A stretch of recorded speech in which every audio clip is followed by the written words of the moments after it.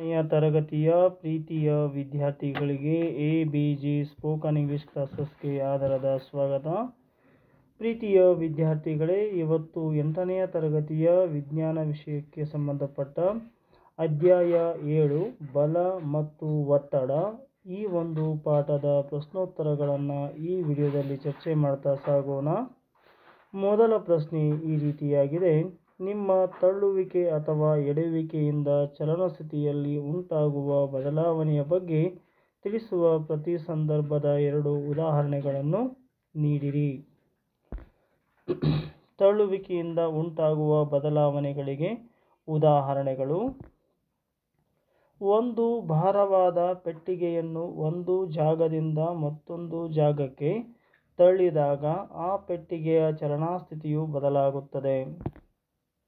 ಒಬ್ಬ ಆಟಗಾರನು ತನ್ನ ಪಾದದಿಂದ ಫುಟ್ಬಾಲ್ ಅನ್ನು ಒದ್ದಾಗ ಆ ಚೆಂಡಿನ ಚಲನಸ್ಥಿತಿಯು ಬದಲಾಗುತ್ತದೆ.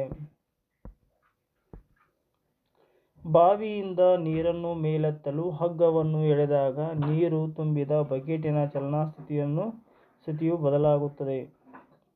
ಒಂದು ಮೇಜಿನ ಕಪಾಟನ್ನು ಎಳೆದು ತೆಗೆದಾಗ ಕಪಾಟಿನ ಚಲನಸ್ಥಿತಿಯು ಬದಲಾಗುತ್ತದೆ. ಬಲ ಪ್ರಯೋಗದಿಂದ ವಸ್ತುವಿನ ಆಕಾರದಲ್ಲಿ ಬದಲಾವಣೆಯಾಗುವುದನ್ನು ತಿಳಿಸುವ ಸಂದರ್ಭಗಳಿಗೆ 2 ಉದಾಹರಣೆಗಳನ್ನು ನೀಡಿರಿ. ಬಲ ಪ್ರಯೋಗದಿಂದ ವಸ್ತುವಿನ ಆಕಾರದಲ್ಲಿ ಬದಲಾವಣೆಯಾಗುವುದನ್ನು ತಿಳಿಸುವ ಸಂದರ್ಭಗಳಿಗೆ 2 ಉದಾಹರಣೆಗಳು: ಪ್ಲಾಸ್ಟಿಕ್ ಬಾಟಲಿಯನ್ನು ಹಿಂಡಿದಾಗ ಬಾಟಲಿಯ ಆಕಾರದಲ್ಲಿ ಬದಲಾವಣೆಗಳು ಉಂಟಾಗುತ್ತವೆ.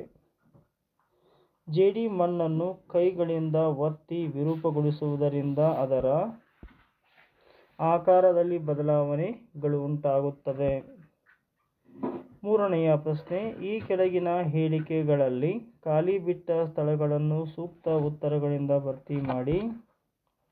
ಬಾವಿಯಿಂದ ನೀರು ಸೇದಲು ನಾವು ಹಗ್ಗವನ್ನು ಎಳೆಯುತ್ತೇವೆ. ಆವೇಶಭರಿತ ವಸ್ತು ಆವೇಶರಹಿತ ವಸ್ತುವನ್ನು ತನ್ನೆಡೆಗೆ ಆಕರ್ಷಿಸುತ್ತದೆ.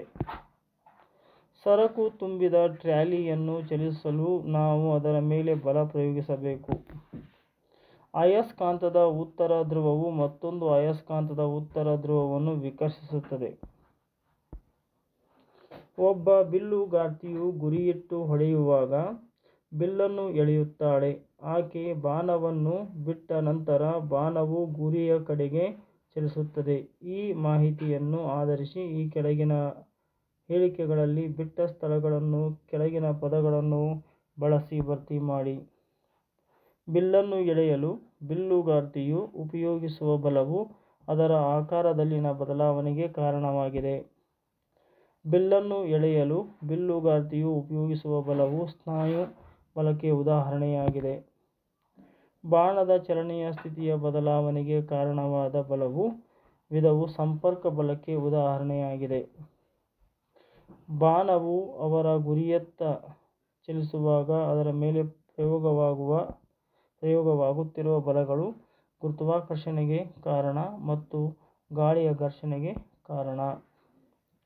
ಪ್ರಶ್ನೆ ನಂಬರ್ 5: ಈ ಕೆಳಗಿನ ಸಂದರ್ಭಗಳಲ್ಲಿ ಬಲ ಪ್ರಯೋಗಿಸುತ್ತಿರುವ ಮೂಲ ಮತ್ತು ಅದು ಯಾವ ವಸ್ತುವಿನ ಮೇಲೆ ವರ್ತಿಸುತ್ತಿದೆ ಎಂಬುದನ್ನು ಗುರುತಿಸಿ. ಪ್ರತಿ ಸಂದರ್ಭದಲ್ಲಿ ಬಲದ ಪರಿಣಾಮವನ್ನು ತಿಳಿಸಿ.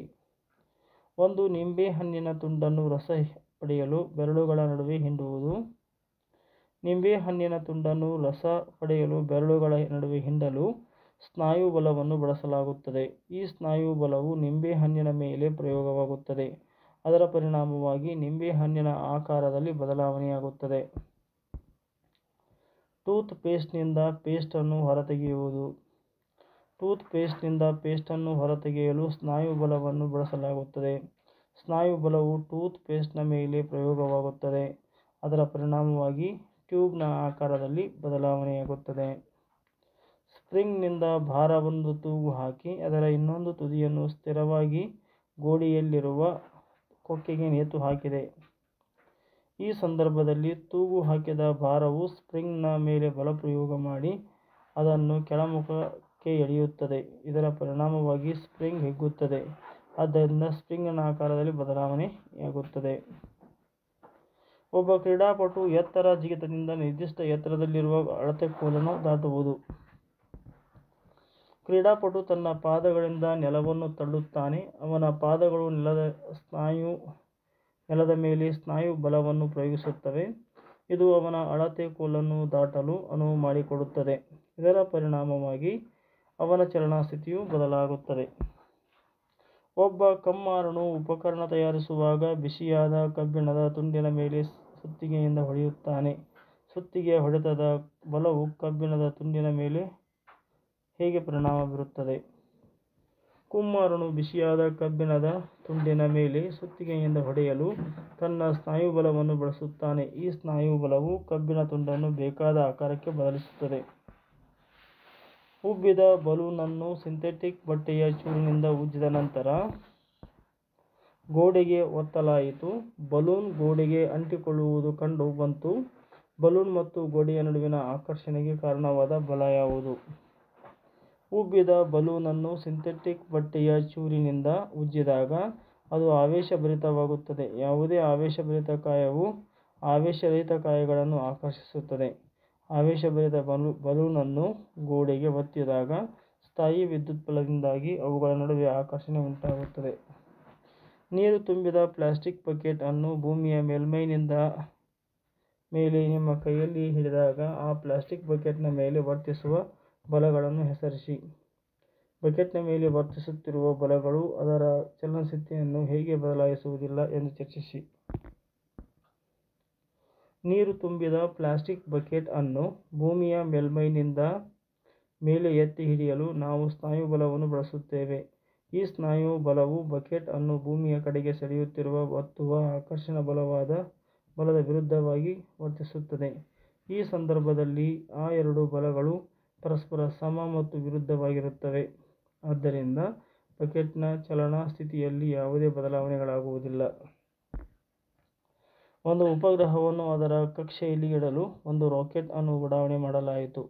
ಉಡಾವಣಾ ಕೇಂದ್ರವನ್ನು ಬಿಟ್ಟ ಕೂಡಲೇ ರಾಕೆಟ್ನ ಮೇಲೆ ವರ್ತಿಸುವ ಎರಡು ಬಲಗಳಾವು ಎಂದು ಹೆಸರಿಸಿ. ಉಡಾವಣಾ ಕೇಂದ್ರವನ್ನು ಬಿಟ್ಟ ಕೂಡಲೇ ರಾಕೆಟ್ನ ಮೇಲೆ ವರ್ತಿಸುವ ಎರಡು ಬಲಗಳು ಗುರುತ್ವಾಕರ್ಷಣ ಬಲ ಮತ್ತು ಘರ್ಷಣ ಬಲ. ಒಂದು ಡ್ರಾಪರ್ನ ನಳಿಕೆಯನ್ನು ನೀರಿನಲ್ಲಿ ಇಟ್ಟು ಅದರ ಬೆರಡೆಯನ್ನು ಒತ್ತಿದಾಗ ಡ್ರಾಪರ್ನಲ್ಲಿ ಗಾಳಿಯ ಗುಳ್ಳೆಗಳ ರೂಪದಲ್ಲಿ ಹೊರಬರುತ್ತದೆ. ನಾವು ಬೆರಡೆಯ ಮೇಲಿನ ಒತ್ತಡವನ್ನು ಬಿಡುಗಡೆ ಮಾಡಿದ ಕೂಡಲೇ ನೀರಿನ ಡ್ರಾಪರ್ ಒಳಗೆ ತುಂಬಿಕೊಳ್ಳುತ್ತದೆ. ಡ್ರಾಪರ್ನಲ್ಲಿ ನೀರಿನ ಏರಿಕೆಗೆ ಕಾರಣ ವಾತಾವರಣದ ಒತ್ತಡ. ಪ್ರೀತಿಯ 8ನೇ ತರಗತಿಯ ವಿದ್ಯಾರ್ಥಿಗಳೇ, ಇಲ್ಲಿಯವರೆಗೆ ನೀವು ನಿಮ್ಮ ನೆಚ್ಚಿನ ಚಾನಲ್ ಆಗಿರುವ ABG ಸ್ಪೋಕನ್ ಇಂಗ್ಲಿಷ್ ಕ್ಲಾಸಸ್ಗೆ ನೀವು ಸಬ್ಸ್ಕ್ರೈಬ್ ಆಗಿಲ್ಲ ಅಂದರೆ ಈ ಕೂಡಲೇ ಸಬ್ಸ್ಕ್ರೈಬ್ ಆಗಿ. ಈ ವಿಡಿಯೋ ನಿಮಗೆ ಇಷ್ಟ ಆದರೆ ದಯವಿಟ್ಟು ಲೈಕ್ ಮಾಡಿ, ಶೇರ್ ಮಾಡಿ, ಕಮೆಂಟ್ ಮಾಡಿ ಅಂತ ಕೇಳಿಕೊಳ್ಳುತ್ತಾ ಧನ್ಯವಾದಗಳು.